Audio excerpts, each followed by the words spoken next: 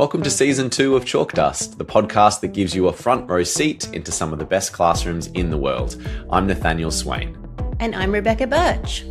I'm a teacher and instructional coach working with schools and systems to improve classroom practice.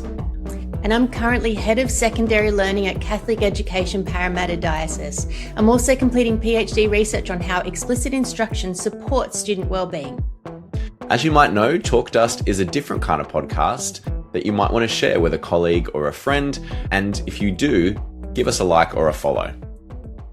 I'd like to acknowledge the traditional owners of the lands I'm recording from in Sydney. I acknowledge the Gadigal people and I pay my respects to elders past and present. And I pay my respects to the Wurundjeri people of the Kulin Nations and their elders past and present. Today we're joined by some very special guests. Dooner is an experienced literacy educator who has taught across Australia, Japan and Hong Kong and founded Get Reading Right in 2005 after reshaping her own practice around early reading evidence.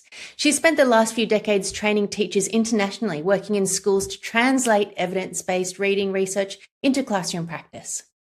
Geoff Ongley is the technical and product lead behind Get Reading Right and Learning 24/7, responsible for building and scaling the online training platform, live demonstrations, and collaborative professional learning systems.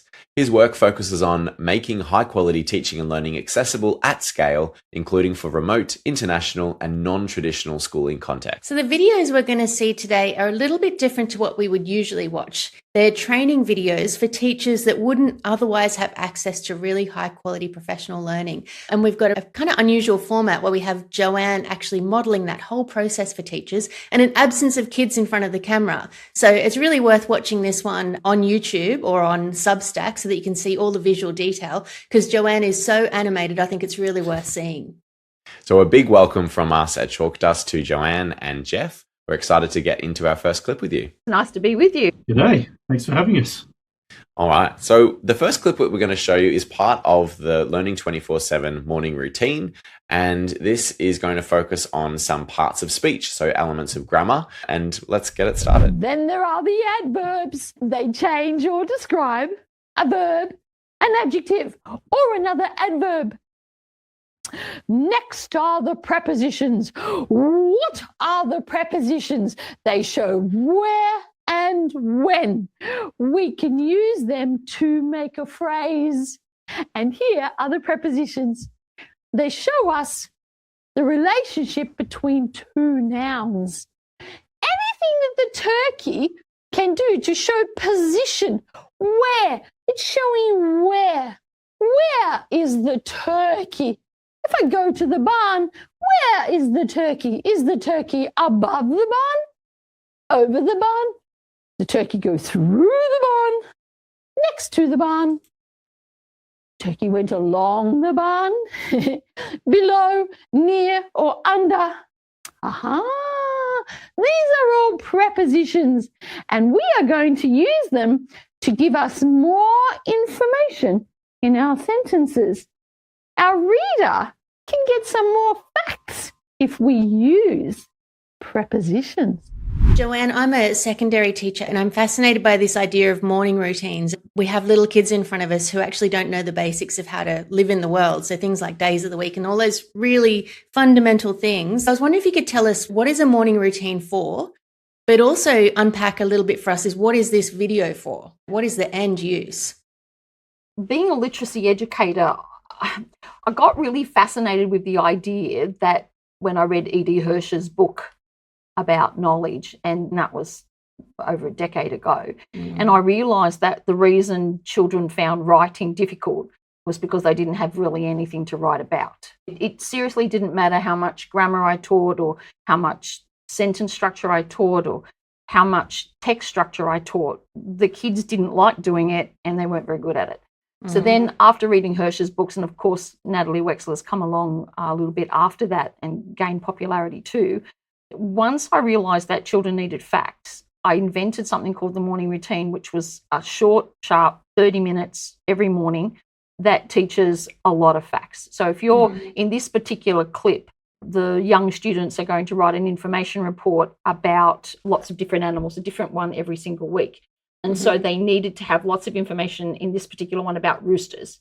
So what I wanted to do was make sure that the factual knowledge was in the morning routine, so that reading lessons are ring-fenced or quarantined for reading, and writing lessons are quarantined for writing. Imagine, I often tell the story, I watched a writing lesson about the life cycle of a frog, and the teacher's trying to teach cause and effect, but in actual fact, she was teaching a science lesson on the life cycle of a frog. So that's no longer a writing lesson or a quarantine writing lesson in my view. So what I'm trying to do, if you like, is teach all the facts that are needed for the reading we're going to do in our literacy time, the writing we're going to do in our literacy time. And also, you never know where this is going to end as far as you plant the seed and you don't sit under the tree, because the knowledge that we're giving is going to just keep going and building and building. And that's basically what the morning routine is trying to do. And in this particular clip here, one of the 4 quadrants we do in the morning routine is called Sentence of the Day. And in Sentence of the Day, basically, that one is to teach the 8 parts of speech. It's taught in isolation, but you can see in the clip, I keep saying, why am I learning this? I think in the clip I talked about prepositions, and I said very clearly, because prepositions help us give more facts when we're writing. In the writing lesson, you'll see I say something like, the rooster has a comb on top of his head. He has a spur behind the claws. So that way you can add more detail using phrases. And you're a secondary teacher, you know how tricky it is to make sure that you write on their essays more detail. I'm fascinated about this metalanguage. I can see it's going down a rabbit hole here, so we'll restrain ourselves. But the question in secondary is always, how much metalanguage can students handle? And it sounds like you're teaching metalanguage to quite little ones. In the schools that I mentor, most of our 5-year-olds, 6-year-olds can talk about subject, predicate, name the 8 parts of speech, say the job, the function of those words, and understand how they occur in their writing. If I've got older students, like secondary students, I will also show them how authors make distinct decisions when they're writing based on grammatical facts. Why would I add adjectives there? Why would I not use too many adverbs there? I've recently taught a lesson. We did the morning routine and we did a lot of work on verbs. And then we looked at, I don't know if you're familiar with the book Varjak Paw. It's a beautiful book about a little cat that does martial arts, very cute. And that author uses a lot of verbs in the description. So you get a lot of this teachers saying, add more detail in your narratives by using adjectives, when in actual fact, you can use a lot more verbs to show power and movement and things like that. Yeah. That's a little bit hard if you don't have that grammatical metalanguage. Yeah. And to answer your question, I think students can handle any metalanguage as long as you teach it. If you set out to be deliberate in that metalanguage, you want to use that metalanguage, then teach it. The other thing we were going to ask you about here is the use of gesture and the embodiment of the learning that you're doing. I do a lot of chanting in my teaching, and I encourage teachers to do it because I think chanting is a human thing, a very human thing to do that brings people together, makes them feel like they're one, they belong. There's a social cohesion in chanting when everybody knows the same thing, as you can see in religions and sporting events, and humans like doing it. And the other thing that I think that chanting does, I often get students to stand up, so it's a refocus. So if you've been talking for too long and you're teaching 5-year-olds or 6-year-olds, if you say, stand up and do your grammar chant, boom, up they get, and then use a superhero or a different one every day, and they can do a little bit of drama, but they've got that chant. And I feel like it's also a way to achieve in a realistic fashion some of the oral language, the pronunciation of words, that multisyllabic saying. We used to do a lot of the nursery rhymes and singing and things like that, and I don't think we do a lot of it anymore. And I think it breaks up the lessons, and I think more than anything, because it's repeated, the level of repetition means that you get success for all, even those students who struggle in the beginning. If you're chanting that same grammar chant every day and children just come along and they just come with you and they're pronouncing it, and before they know it, they know the grammar and they know the chant, and it's like a performance. They love it. So we'll watch it a little bit more now. We're just seeing a bit more of that sentence of the day section, I believe. Like the Hulk? I did, didn't I? Here's the main clause. It has a subject and a verb. What is a clause? A clause is a group of words that has a subject and a verb. Good job. This is a main clause. And it's a complete thought. And if I add punctuation, I've got a simple sentence. The subject into predicate. I'm going to be writing about a rooster. So I'm going to use all of these facts in this diagram to write my sentence. And I can think about the prepositions I want to show. So the rooster has a wattle under its beak. This is a rooster. It has a comb on top of its head. This is a rooster. It has spurs on the back of its feet. This is a rooster. It has a spur behind the claws. Some good ideas about how to use our prepositions to write our factual sentences. This is a rooster. It has a comb on the top of its head. This is a rooster. It has a wattle under its beak.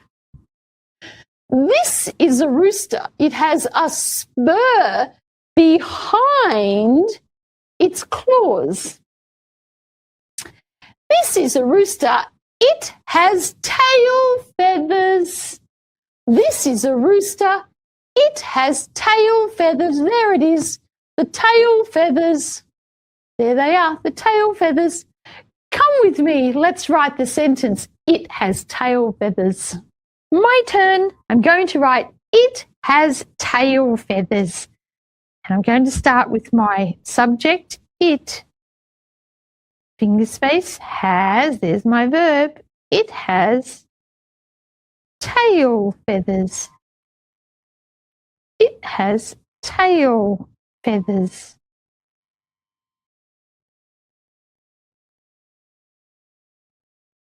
It has tail feathers. Let's check my sentence. It has tail feathers. It has a capital letter and it has end punctuation. So that's good. It's punctuated. It has a subject, it, and it has a predicate, has tail feathers, and it definitely has a verb, has. I didn't use a preposition this time, but it's still a pretty good sentence. I think I'm pretty happy with that one. There's my comb and my wattle. I think that's a great sentence. With the clip that we just watched modeling the sentence writing that you were doing, what kind of things for teachers of handwriting, spelling and grammar are you expecting them to notice there? Because I noticed quite a few things that you were embedding all in that one sort of episode.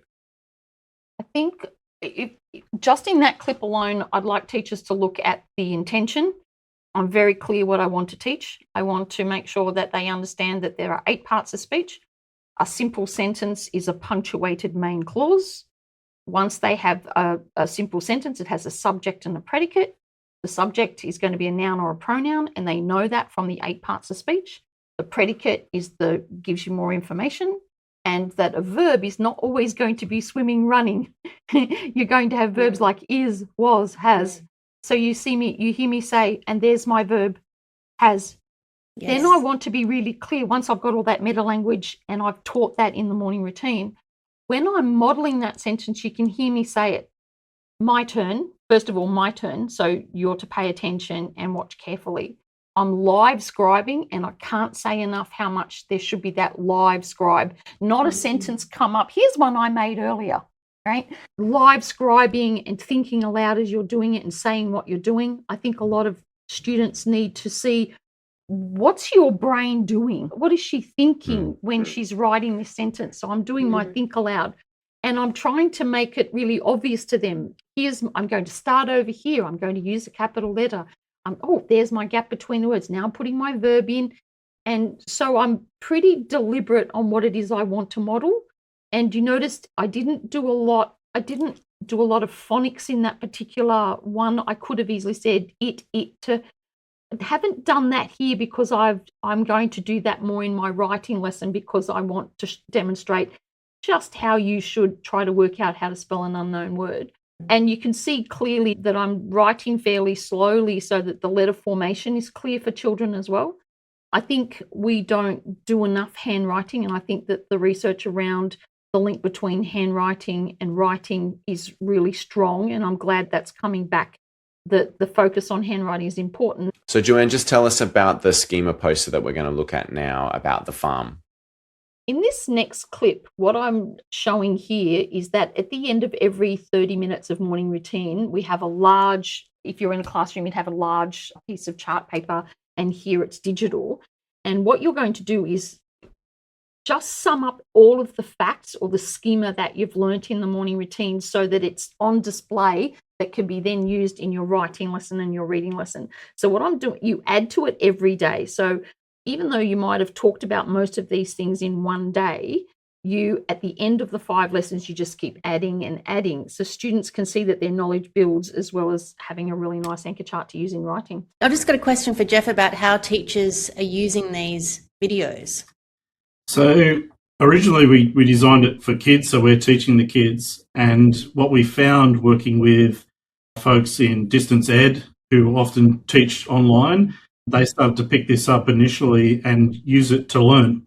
So they're looking at the practice themselves and going, oh, okay, and they're picking up ideas or even a better understanding of how to teach a morning routine, a phonics lesson, whatever it happens to be. So we found new uses for this, even though we had an original purpose to be teaching kids where teachers were picking it up. And now we're looking to trial this overseas where we know teachers don't necessarily have an education that you would get in Australia, or perhaps no teaching education whatsoever. If you're not confident at all yet, you could actually have the video up and then help us to assess the children and give them support and scaffolds that they need. And then over time, hopefully more and more, they just get confidence and then they're building their own lessons and so on. So it's become a teaching tool, even though originally it wasn't its purpose. It's fantastic. Here we go. This full schema poster. We've got all about hens here, feathers, eggs. That's what a farmer wants to do. Oh, a farmer likes to raise his poultry. Did we meet a farmer? We did. The poultry farm. So we could say it's a poultry farm. And Oliver owned the farm, didn't he? Our farmer's name was Oliver. And we had Oliver's hens. Oliver's hens had a little bit of food, didn't he? And the hens were all over Oliver. And we learnt about ducks, drake, ducklings, quack, geese. The lady was called a goose, and the man was called a gander, and the babies were called goslings. And then we learnt about turkeys, and a man turkey is called a tom. I love that. And a lady turkey is called a hen. And the babies are called poults. And they go gobble, gobble, gobble. And we did learn too about the rooster, the diagram. We had the comb on the top and the wattle underneath the beak. And we had legs and claws and the spurs. I love this, the spurs. And the spurs could be dangerous, so be careful. Obviously, we've got a little sample there of all the knowledge that's been built, but how do you build that each day and how does it continue growing? We built the schema poster over time because I want it to be available for writing. So we usually talk about the things that we're going to write about. I've got in my head the exact facts I want to hand over to students. I'm really clear about the kind of facts that are going to be either in their sentences or in their paragraphs if they're older. And I put slides up on the morning routine. On Monday and Tuesday, I do a lot of the talking and they do a lot of the listening and they repeat back the facts to me. Then on Wednesday, I get the students to use those facts and talk to a partner. On Thursday, we have small group on the floor, on the small group talking. And by Friday, I expect them to speak in full sentences using the kind of structures that we're going to use in the writing.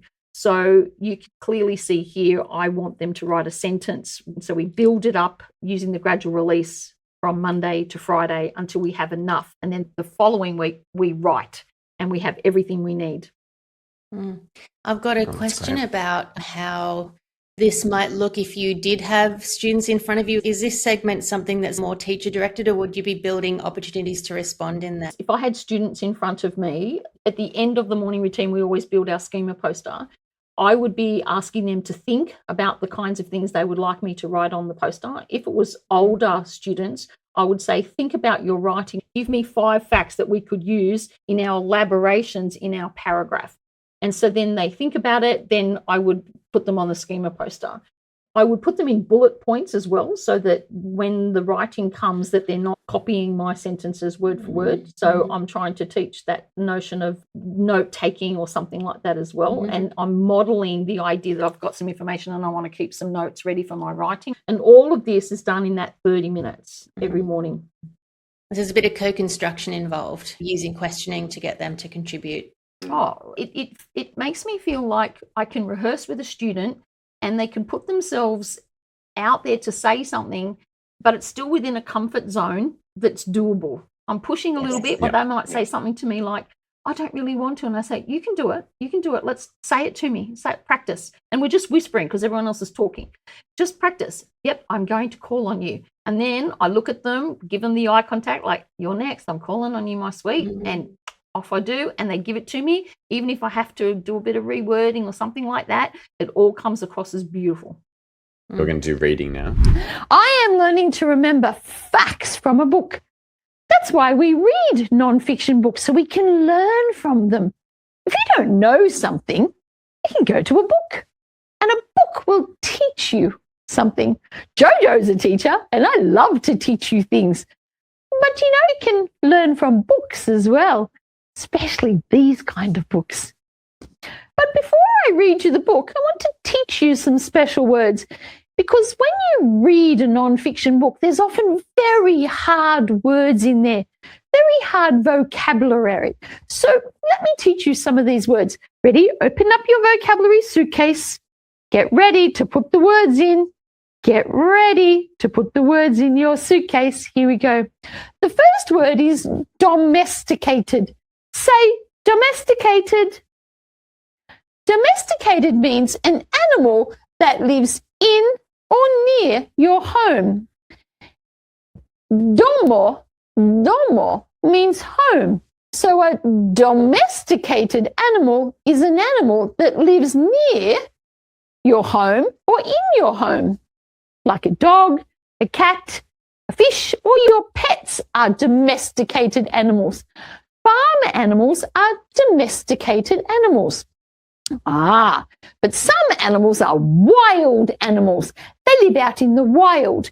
So if you see here, this is a turkey. This is a domesticated turkey. A turkey you'd see on a farm.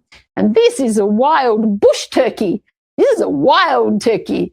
This one's not on a farm. So domesticated is the opposite of wild.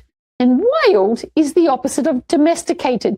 Roosters are domesticated animals. They live on farms near our homes.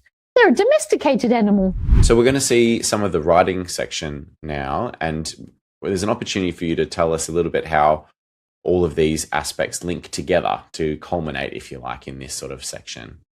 In a primary setting, I don't know if you two have noticed that you hear a lot of questions from teachers. What should be in my literacy block? How should I spend that time? And my answer is always know what your end product is. What's your end in mind? Now, all of the lessons or the clips that you've seen so far, I've got a very clear end in mind, and that is that these little 5-year-olds in term 3 are going to write a 3-sentence information report that's factual, and it's going to be punctuated, and it's going to make sense. And there's going to be a title, and my 3 sentences are very clear about what's going to be in them. So in the building up of the schema or the knowledge-rich curriculum that I did in the morning routine, I've made sure I've filled their heads with lots of information about poultry in this particular week, and especially the rooster, because this lesson is going to be writing about roosters. The previous lesson, we were reading about roosters, and the things that I chose to teach them could be in these sentences. So now the clip you're going to see is a quarantined writing lesson. I'm not going to spend time teaching them about a rooster. They already know that. What I want to do is model how they should think about and construct these 3 sentences in a title. Okay, we'll just see a segment of that now. You need to do a little bit of checking. We are learning to write to inform. We're learning to write to inform. How will you be successful? We can write a title, and we can write sentence 1, sentence 2, and sentence 3. Gosh, a title and 3 sentences. A title and 1, 2, 3 sentences. Gosh, you're clever. So remember we had our report here by Jojo here about our pig, and that's information. We're going to use this diagram, which has some information, and we're going to write about roosters. I know there's a lot more to this lesson that we could have a look at, but I love that from this clip, we've been able to see how we've come full circle from the talk for learning at the start of the morning routine that's been building up across the week to now pulling it all together into a writing piece, which is using the same diagram that was looked at before with that key vocab. Obviously, I'm guessing there's going to be some prepositions that are woven into this piece as well, which will bring back that intention around grammar too. So I think it's really obvious that you're bringing together all those different aspects to give students as much possibility for success, and you're using all these different tools in your arsenal. So there's dance, there's song, there's gestures, there's acronyms, and I think the question that we've got for you, if you're an inexperienced teacher, if you're starting or if you haven't taught this year level very recently and you're not quite sure how to teach these aspects of English, what sort of things do you reckon you need to focus in on first to get right when you're pulling together something that is quite complex like that? So what I'm trying to do is take something, the curriculum, and you're going to weave it into something meaningful for students. So what you want is like when Dan Willingham talks about teaching those deep structures. So what I'm doing with this information report is I've taught this deep structure, and the surface structure is pigs 1 week, roosters the next week, cows the next week, something like that, so that the repetition isn't just in the facts there, it's about retrieving. In one part here, we talked about pigs being omnivores, and then we're going to talk about roosters being omnivores. So there's this constant dripping as well, and retrieving anew and retrieving anew. And again, to go to your question, if you're a young teacher who's finding this a bit tricky, that's where I think this is a good platform for you to look at and say, if I look at some of these lessons, you don't have to go through all of them. I think if you're a teacher and you're looking at this, you could pretty much fast forward and say, oh, I never thought to say it like that. I think a lot of young teachers are not confident in the turn of the phrase of that as well. It's a resource that is also showing you how to do something, and you can say, oh, I won't say it like that, but I'll say it like this. And maybe it's about watching another teacher in action. I'd like teachers to get into other people's classrooms a lot. And so I think what I'm trying to give them here is a way to look at this, look at the literacy block and say, oh, I think I can weave something like that in my school. That gives me my takeaway really in a way. I notice a lot of schools really rushing towards instructional coaching and things like making it compulsory and making sure that there's a lot of peer feedback and stuff like that. And I think that's really good to a certain extent if you have the knowledge underpinning it. And so I think videos like this and really top examples of practice, they go a long way to actually showing teachers what excellence looks like. And there might be teachers who have been peer coached for several years by someone who perhaps doesn't have that experience to give good advice and guidance anyway. And so you get this sort of circular approach to coaching, which is teachers complementing each other on what they did great and not really much capacity for moving the knowledge forward. So I think there's a real place for peer coaching, but I think without that knowledge or without those really great examples of practice, it might be a bit circular, and I wonder what the impact is. So I think these have a really good use case, and they could be really instrumental in actually showing teachers who maybe don't have a lot of examples of really exemplary practice within their school community, what is possible. In training 24/7, I give demonstration lessons, which we film in real classrooms live with students. And I think that's important too, because students do unexpected things. And I think teachers like to see the unexpected happen and how somebody with experience deals with that. And then that's very different than what we're trying to do here. Here is not a focus on the students as much as this is a focus on the way you could attack weaving the curriculum together. It's a way you could form your sentences or your deliberate way you want to teach. Early career teachers, we gave them our better version of this in the beginning when we were doing it. We simply couldn't believe how much they were just watching it in the background, listening to it, and coming to me and saying, the level of repetition, Joanne, I never would have thought I'd do so much. Or they saw things that I was really surprised that they saw and heard. And I think that's quite the part of it that's powerful, I think. And that's why training 24/7 and learning 24/7 are quite different. One is definitely looking at the students and the interaction between the students and the teachers and the unexpected things that students do and listening carefully to the students, what they say. But I think with this one is definitely all focused on the teacher. And you're right, one thing to have coaching, but if no one's ever shown you, I think that's the tricky bit. So my takeaway is that instructional coaching is also tricky if you're trying to get great teaching to happen, but you haven't got a great lesson to start from. So it's a lot to expect teachers to have crafted the lesson exactly how it should be and to have woven that into a meaningful sequence or unit, as well as then enacting that. And I think taking that view of starting with high quality materials that can be then adapted and made suitable for the particular group really does make a lot of sense, because it's hard to give feedback to teachers, even if they're teaching really well, if the lesson itself isn't that great. It's just a lot that teachers have to hold in their working memory when they're teaching. And it's good, I think, to try and compartmentalize some parts of that role so that we can focus on getting good at one or two things at a time, rather than expecting us to be amazing learning designers and teachers and behavior managers all at once. It's a lot to ask, especially of teachers that haven't had as much experience. So Geoff, as part of our discussion before we started the recording, we actually heard about some really amazing places and amazing groups of people that are accessing these resources and what it's really meaning for them and their communities. Do you want to just tell us a little bit about that? Yeah, sure. I think one of the most phenomenal things that we've seen, and a lot of unexpected things happened, has been working with the folks in Fiji. So in Fiji, we have a small touch into virtually every public school, which is really great. And the morning routine in particular has been introduced in 90 trial schools and then rolled out over time after that due to the success. So what's happened there is kids have started coming back to school because of the learning. And that was not something we set out to do. It was obviously something that we would want to be having there, but it's just the teachers were getting confident in teaching them all this background knowledge, building them up. And I think kids were probably going home and telling their parents stuff they didn't know. And the community started to get really excited about all this learning that was happening, and kids just wanted to be back at school again. One child we know has to literally swim across a river every day to get to school, and he does it. And that just wasn't happening before. He does it because he's keen, he's interested, he's excited about learning, and I suppose the life ahead that this is going to give him. Fantastic.